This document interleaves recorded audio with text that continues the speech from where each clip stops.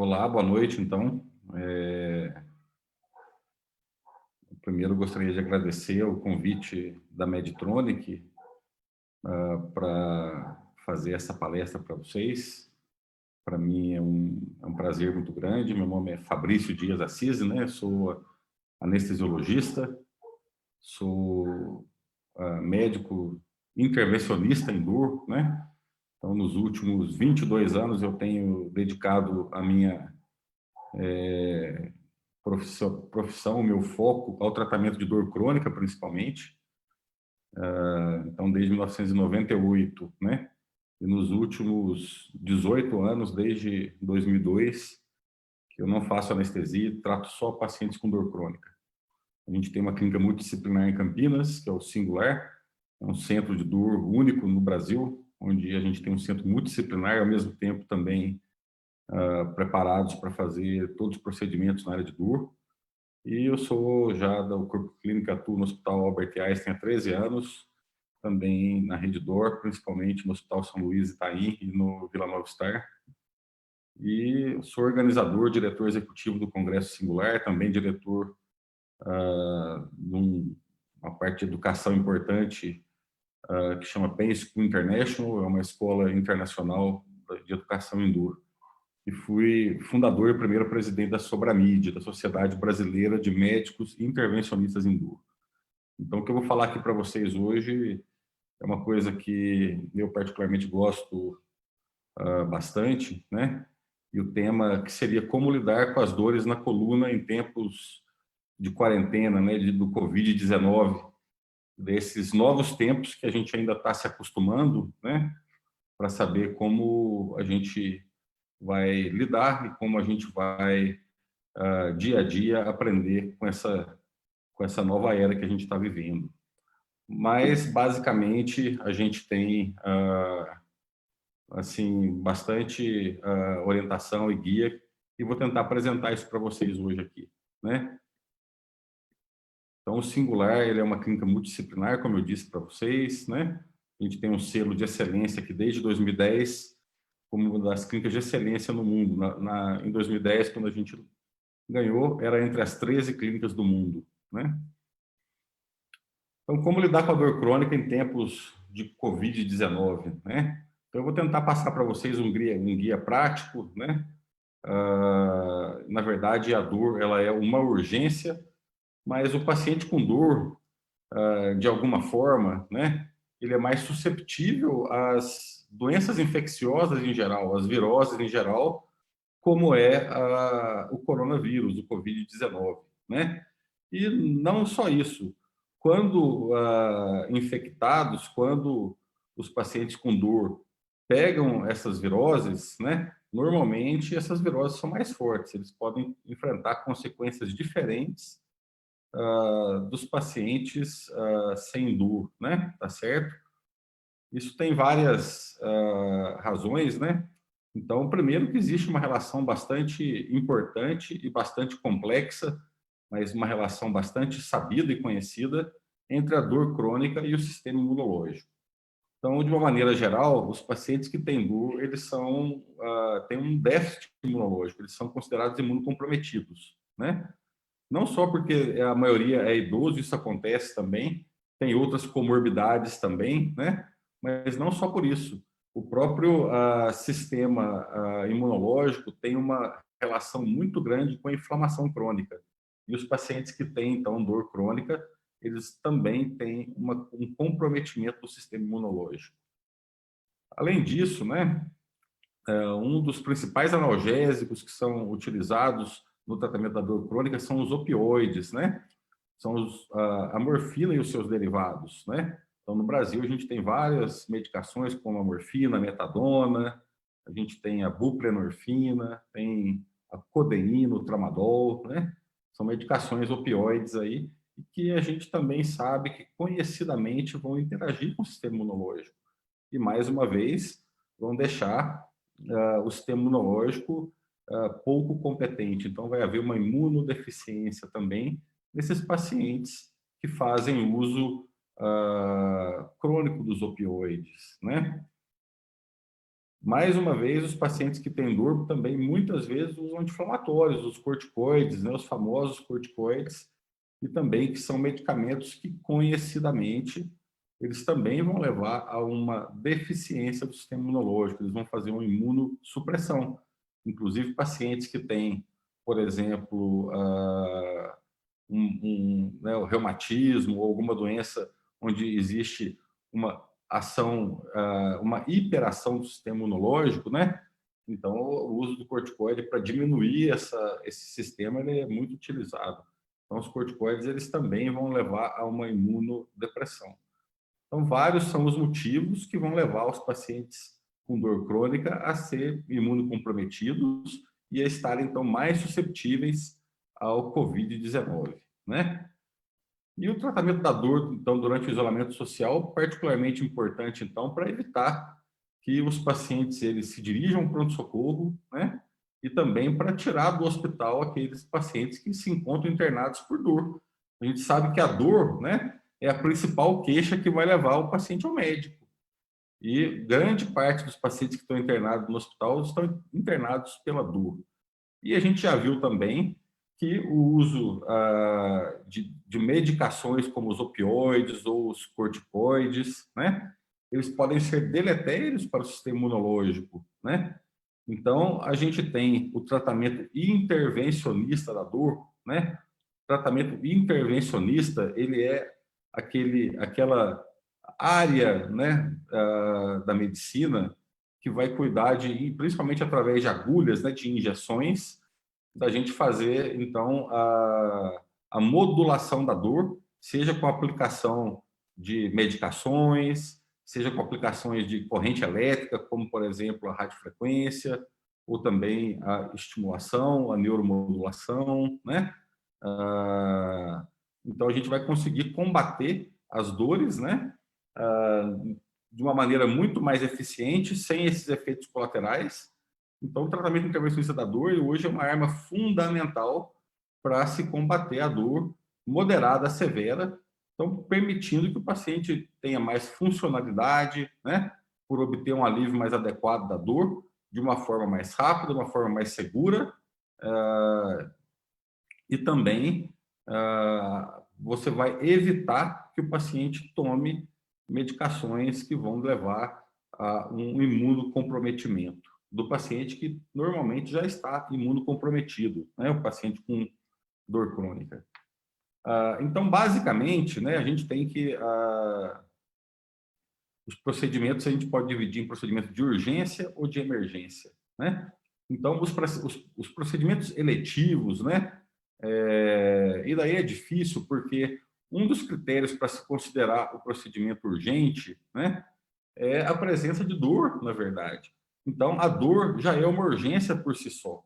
Então, a dor crônica, aquele paciente que tem dor há muito tempo, realmente ele tem que pesar se essa dor ela está o tanto que a dor está incapacitando para saber a utilidade de se fazer um procedimento ou não, né? Mas teoricamente, todo paciente com dor, ele é uma urgência, porque a dor, ela por si só, ela é uma urgência. E emergências são aqueles pacientes que, se eles não forem submetidos ao procedimento, eles correm risco de vida, né? Dentro de um período de 6 horas. Então, esses pacientes são aqueles pacientes que têm um mau funcionamento das bombas de morfina, né? Ou que essas bombas acabaram a medicação, ou que o paciente tenha uma infecção num sítio de um implante, de uma bomba ou de um eletrodo. Então, esses são procedimentos de emergência que devem ser feitos de emergência. Já os procedimentos aqui que eles chamam de semi-urgência, aqui em inglês, são os procedimentos de urgência, na verdade, né? Então, as recomendações de procedimentos de emergência, então, primeiro, sempre tentar suspender os procedimentos eletivos e usar a telemedicina quando possível, né? E a gente vai determinar caso a caso os procedimentos que são urgentes ou eletivos. Aqui é o que eu disse. Então, a dor por si só, ela já é considerada uma urgência e vai do paciente saber ou não o tanto que essa dor o está incapacitando para poder ser submetido a um procedimento que muitas vezes pode deixar ele muito mais funcional e ajudar também em todas as outras coisas, né? Mas, basicamente, então, os procedimentos de emergência são os reabastecimentos e o mau funcionamento das bombas de fusão intratecal de fármacos e infecções, então, em dispositivos implantados, como as bombas e os eletrodos, por exemplo, os geradores, né? E as recomendações, então, os procedimentos de urgência, seria analisar os casos individualmente, né? E compartilhar as decisões com o paciente. Acho que o paciente, na verdade, a medicina baseada em evidências, né? É a junção do que existe de mais, de melhor evidência na literatura, né? Daquilo que funciona melhor, mas não adianta se uma coisa funcionar melhor se aquele médico não estiver treinado para aquilo. Então, tem que ser dentro da competência daquele médico. Agora, o principal é respeitando a vontade do paciente. Então, a decisão do paciente é fundamental nos dias de hoje, né, para se realizar qualquer procedimento. Então, compartilhar a decisão é fundamental. Na verdade, o paciente é que vai decidir se ele vai ser submetido ao procedimento ou não, em última análise, né? E os objetivos, então, em se fazer procedimentos, então, nesse grupo de pacientes, seria de se evitar a deterioração das funções orgânicas, que o paciente piore de uma, por exemplo, um paciente que fica acamado, a gente sabe que ele vai piorar fisicamente muito rapidamente. Então, a gente tem que tentar fazer com que ele saia da cama o mais rápido possível, né? Então, restringir o uso de opioides e de outras medicações que podem levar à imunodepressão, também os corticoides, e afastar esses pacientes do hospital, né? Tanto evitar que eles procurem o pronto-socorro, como também deshospitalizar aqueles pacientes que já estão internados. Então, basicamente, né, foram colocados aqui 7 situações onde a dor é uma urgência, né? Então, dores relacionadas ao câncer, dores relacionadas ao herpes zoster, a hérnias de disco, né? Ou dores na coluna intratáveis, a neuralgia do trigêmeo também, aquela dor na face, né? Terrível. O que a gente chama de síndrome de dor complexa regional ou distrofia simpático-reflexa, né? Alguns tipos de dor de cabeça, incluindo aí também a cefaleia em salvas, né? O cluster, a cefaleia em cluster, que são cefaleias muito, muito incapacitantes também, e analisar caso a caso outras síndromes que são resistentes ao tratamento. Então, basicamente, qualquer tipo de dor que for resistente ao tratamento, essa dor ela deve ser vista de uma forma onde os procedimentos podem ajudar o paciente a melhorar o seu dia a dia e a sua funcionalidade, né? Com relação aos opioides, né? Então, as recomendações para os pacientes em uso crônico de opioides, né? É tentar usar a telemedicina para avaliar se hoje deve ser continuado ou não. E hoje existe nós conseguimos aqui o CRM, ele nos permitiu, durante a quarentena agora, fazer as receitas via online, né, com assinatura digital, via digital. Então, a gente consegue usar a telemedicina e consegue, inclusive, fazer as receitas e já imprimir as receitas para a farmácia perto do paciente. Isso é muito importante, né? Aliás, a telemedicina, ela, acho que perdeu-se o preconceito que se existia com relação à telemedicina. A telemedicina não só para avaliar o uso dos opioides, mas para triar o paciente com dor, para reavaliar com relação a procedimentos que foram feitos, né? É fantástico. Então, a telemedicina pode ser utilizada em diversas situações no tratamento dos pacientes com dor crônica, não só para avaliar o uso dos opioides, né? A gente deve assegurar também que o paciente tenha medicação suficiente, né? O paciente não pode entrar em abstinência, tá certo? Então, também a receita digital foi um avanço nessa área, foi um ganho bastante grande, né? E a gente deve educar os pacientes que são de alto risco, aqueles que usam muito opioide, sobre o uso de ter a naloxona, que é um antagonista, que é um reversor da ação do opioide em casos de síndrome de abstinência, né? Tá certo? Os corticoides, então, mesma coisa. Os corticoides eles vão aumentar aí o risco de insuficiência adrenal, né, suprarrenal, e consequente, então, imunossupressão. E a injeção de corticoide intraarticular está associada a um risco aumentado de contrair gripe, já é sabido, com certeza qualquer outro tipo de virose, né? E a duração dessa supressão, ela parece ser de menor duração com a dexa e com a betametasona, que são dois corticoides que podem ser utilizados nos pacientes, nas injeções, nas infiltrações também, né? Tá certo? Então, quando se for fazer infiltrações, tentar diminuir a dose um pouquinho do corticoide e usar de preferência a dexa ou a betametasona. E avaliar de paciente para paciente a relação risco-benefício da injeção do corticoide e caso realmente se opte por fazer, diminuir a dose, né? Principalmente nos pacientes de alto risco.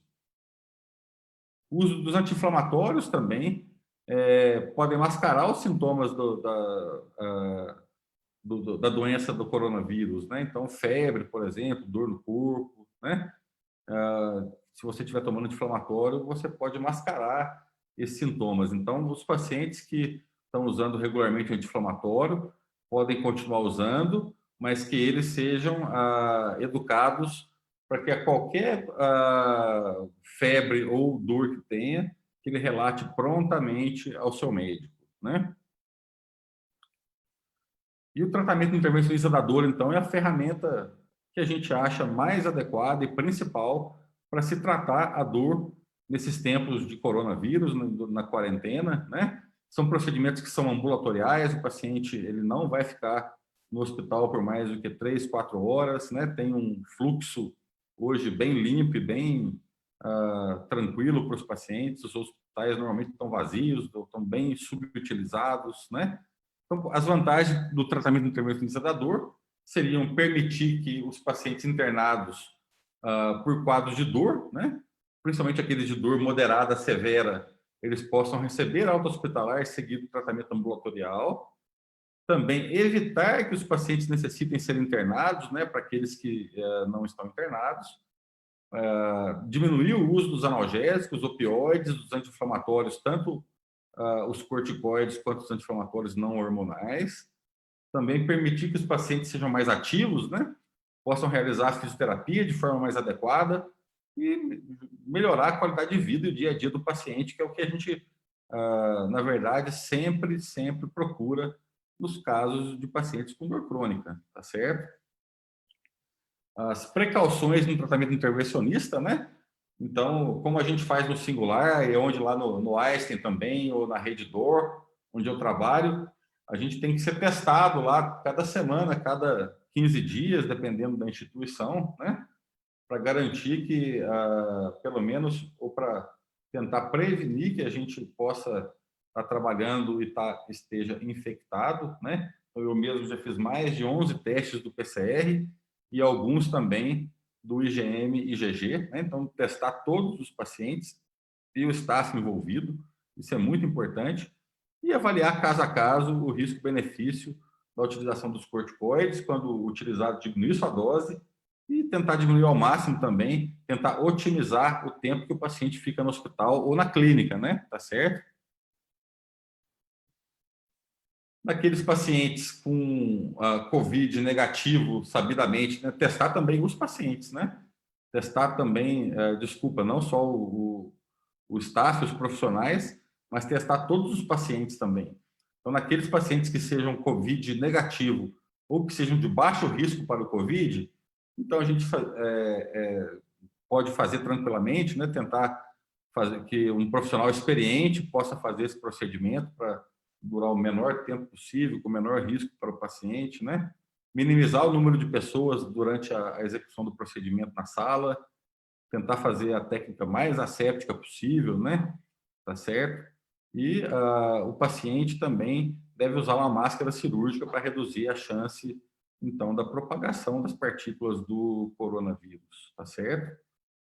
E para aqueles que têm já o teste positivo, né, ou que são de alto risco, então limitar realmente esses pacientes a procedimento de emergência, né? Tentar ao máximo não fazer os procedimentos em pacientes que estejam positivos com Covid, sabidamente, né? E quando forem feitos, então, o que acontece? Foi demonstrado que o risco de transmissão é maior durante a remoção dos equipamentos de proteção, né? Então, tem que tomar bastante cuidado para remover, para descartar as luvas e as máscaras que são utilizadas nesses procedimentos, né? Pelos profissionais de saúde, principalmente. E é essencial, então, que as mãos sejam lavadas cuidadosamente depois do procedimento e que os médicos evitem tocar no rosto ou em outras superfícies. Aqui eu vou dar alguns exemplos para vocês de procedimentos que a gente normalmente faz para tratar dor nas costas, então infiltrações musculares, né? Desde agulhamento seco, acupuntura, infiltração com anestésico local ou até toxina botulínica em casos mais resistentes, como a dor do psoas, que é uma dor muito chata, é uma dor lombar que às vezes pode se irradiar aqui para a parte da frente da coxa, né? Ele também pode doer a lombar no sentido aqui mais verticalizado do que horizontalizado. O psoas é um músculo bem grande, que ele faz a flexão da coxa e ajuda a flexir a coluna também. É uma causa muito frequente de dor no consultório, assim como o quadrado lombar, que é um músculo bastante importante, que ajuda na estabilização da coluna e que pode dar uma dor lombar bastante importante e parecida com a dor discogênica às vezes, né? Então os procedimentos todos são feitos guiados por imagem, ou por raio-x, ou por ultrassom, a maioria deles, a maioria por raio-x na coluna. O músculo piriforme também é um músculo importante, é uma causa de dor importante e também é uma causa de ciatalgia, uma causa de dor do ciático. É um dos diagnósticos diferenciais mais importantes de hérnia de disco, porque o ciático passa dentro desse músculo, que fica aqui no bumbum, na verdade, né? Aqui está o piriforme, e o ciático tem uma relação muito importante com o piriforme, e quando ele está comprimido, ele pode dar uma dor que vai até lá no pé, imitando uma dor de hérnia de disco, né? Então, saber examinar o paciente é fundamental, e a gente também pode fazer a infiltração do músculo guiada por radioscopia, pelo raio-x, né? Ou pelo ultrassom. Os bloqueios peridurais são os bloqueios mais utilizados no tratamento da dor lombar, né? Então, a gente tem algumas formas de fazer esse bloqueio, e a grande indicação desse bloqueio são as famosas hérnias de disco, né? Então, a gente está vendo aqui o disco na coluna, ele fica entre duas vértebras, e quando ele vai envelhecendo, ele vai degenerando, ele pode formar um bicozinho e comprimir o nervinho que está saindo aqui, como vocês estão vendo, e acaba dando uma dor do ciático, que pode incomodar bastante o paciente. Lembrar que essa dor, que esse disco, né, ele quando o disco está degenerado, ele é muito ácido, o ambiente dessa gelatina que fica aqui dentro. Imagina que o disco é igual um chiclete Bubalu, né? Então, essa gelatina que tem dentro dele, ela é muito ácida. Então, quando esse disco ele envelhece, essa gelatininha vaza para fora e comprime o nervinho, existe não só um componente mecânico, mas existe uma irritação química muito importante também causada por esse ácido. Então, um tratamento muito bom para a hérnia de disco, muito simples, seria a injeção guiada pelo raio-x, então, né, o famoso bloqueio aqui no nervinho, jogando o remedinho direto lá onde está a hérnia, a inflamação por essa hérnia, por essa gelatininha. Então, a gente pode fazer isso, né? A hérnia de disco é quando operar, né? Então, hoje o que existe é uma super indicação de cirurgias de hérnia de disco. A grande maioria poderia não ser operada se tivesse a oportunidade de ter um tratamento conservador de melhor qualidade.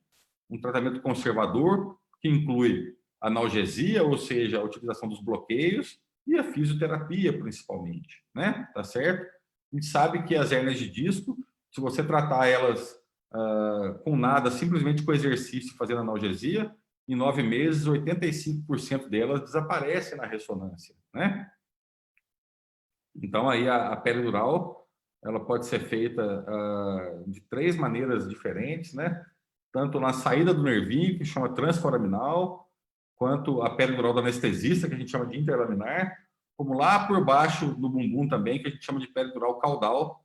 Cada uma tem as suas indicações mais precisas e suas vantagens e desvantagens, que não é o objetivo da gente conversar agora. Mas depois, se vocês quiserem, vocês podem ter aí o meu e-mail e a gente pode tirar dúvidas de vocês também. Os bloqueios facetários, né, que é o famoso bico de papagaio, a famosa artrose, então também é uma das causas mais importantes de dor na coluna, junto com as hérnias de disco e com a dor sacroiliaca que vocês vão ver, né? E aqui a gente pode fazer vários procedimentos também, como os bloqueios ou até a radiofrequência também, que é bem famosa, que é a aplicação de uma corrente elétrica, que basicamente a gente vai desligar aquele nervinho, vai bloquear aquele nervinho por um tempo bem grande com um procedimento só. Então, às vezes, um procedimento de radiofrequência você consegue aliviar a dor por 1, 2 anos, né? E mais recentemente também a medicina regenerativa, a injeção de células-tronco, a injeção do plasma rico em plaquetas, que pode ser também bastante interessante para pacientes com alguns tipos de dor nas costas, como a dor das artroses, né?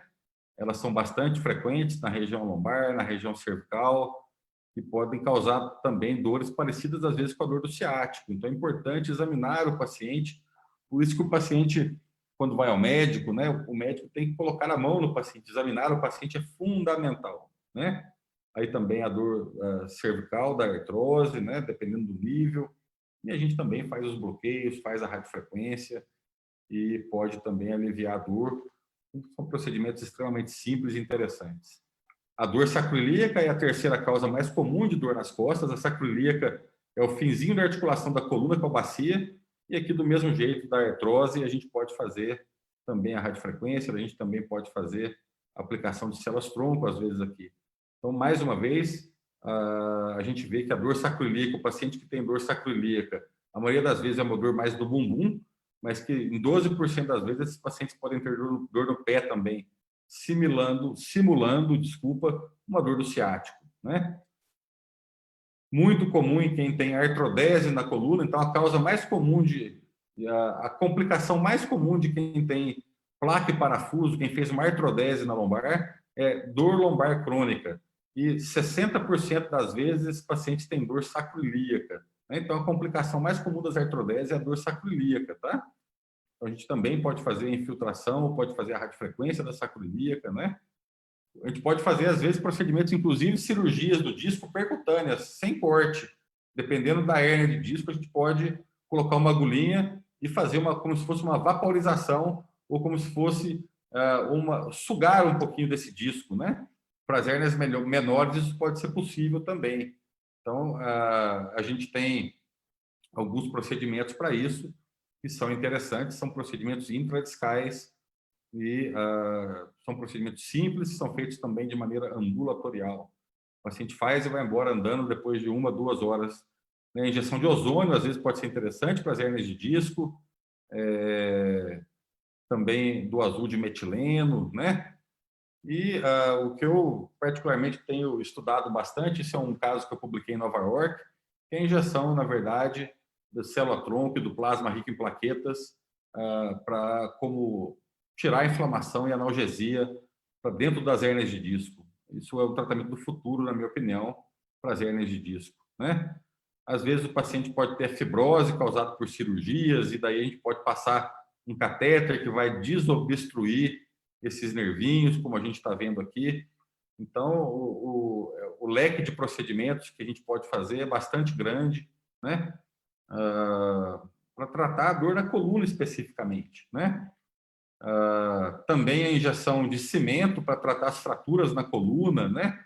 Fraturas por compressão, a vertebroplastia ou as cifoplastias por balão são doenças que são extremamente incapacitantes, acometem muito os idosos realmente, normalmente esses idosos estão acamados e você faz a injeção de cimento percutâneo através de uma agulha, depois de 1 hora o paciente está indo embora para casa e realmente a dor quase que melhora instantaneamente, é fantástico.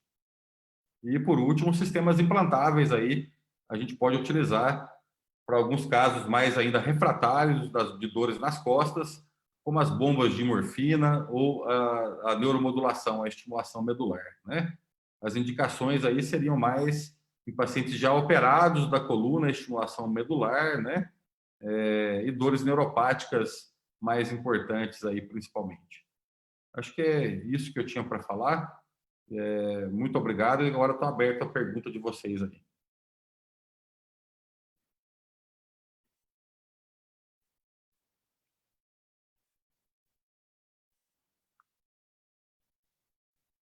Então, aqui a primeira pergunta já veio, uma pergunta da Euciane, né?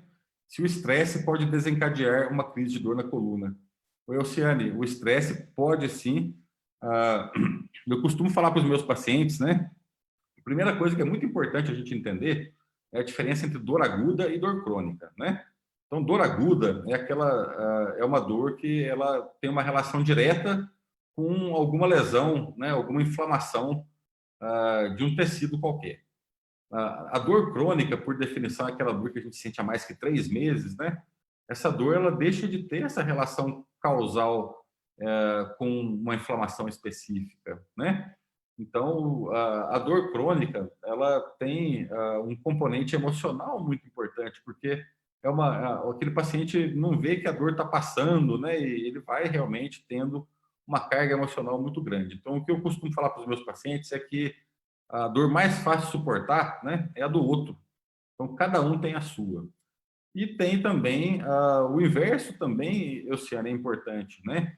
Então, a gente sabe que pacientes também que têm depressão, que têm ansiedade, também são mais susceptíveis a ter mais dor crônica também, né? Aí tem alguns neurotransmissores, algumas substâncias que estão envolvidas nisso, né? Como a serotonina, a noradrenalina, que são substâncias que regulam também a dor e regulam também as emoções, né? Tem outra coisa também, outro motivo que o estresse pode piorar a dor é que o estresse pode fazer com que a pessoa fique com a musculatura bastante tensa, e se a pessoa está com a musculatura bastante tensa, ela vai, por exemplo, aumentar a carga no disco, aumentar a carga nas articulações e poder inflamar, por exemplo, uma articulação ou um disco por aquela tensão muscular causada, na verdade, por um estresse ou uma tensão emocional. Então, a resposta pode sim, viu? Então, aqui tem a Solange que está fazendo um comentário, né? A Solange Baixo está falando boa noite. Coloquei um espaçador na coluna, vai fazer 4 anos e vivo com dor intensa. Falaram que tem que fazer nova cirurgia, sinto dor 24 horas por dia, né? Acho que provavelmente, Solange, o espaçador interespinhoso, né? Ele pode ser um tratamento interessante para melhorar as estenoses de canal ou estenoses foraminais, principalmente, né, principalmente aquelas que são de um nível só, né, mas eles podem realmente, se não forem bem indicados, o paciente ter mais dor, então você tem que fazer uma avaliação, sim, e pode ser que você tenha que fazer uma outra cirurgia, viu? Mas pegue um médico bem experiente, converse com ele e daí provavelmente você pode ter que fazer uma nova cirurgia. Então, aqui uma outra pergunta: se o uso de medicamentos para controle da dor podem trazer malefícios a longo prazo, né? Então, eu disse aí dos opioides, né? Eu falei só do imunocomprometimento, né? O uso crônico dos opioides levando a uma baixa da imunidade, mas a gente sabe que o uso crônico dos opioides leva a uma série de outras consequências ruins para o organismo também, principalmente de ordem hormonal, né? Então, uma desregulação no sistema hormonal do paciente, do sistema endócrino do paciente, né? A gente sabe dos riscos de dependência, de vício, dos opioides.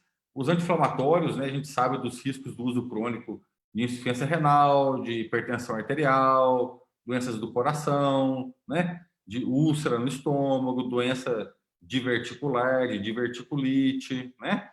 Então, os medicamentos, sim, o uso a longo prazo tem bastante efeitos maléficos para o organismo.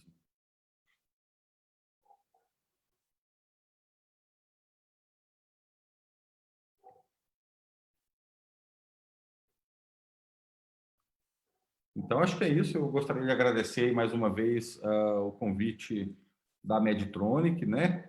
E me colocar à disposição aí de vocês. O meu e-mail está aí na tela para vocês.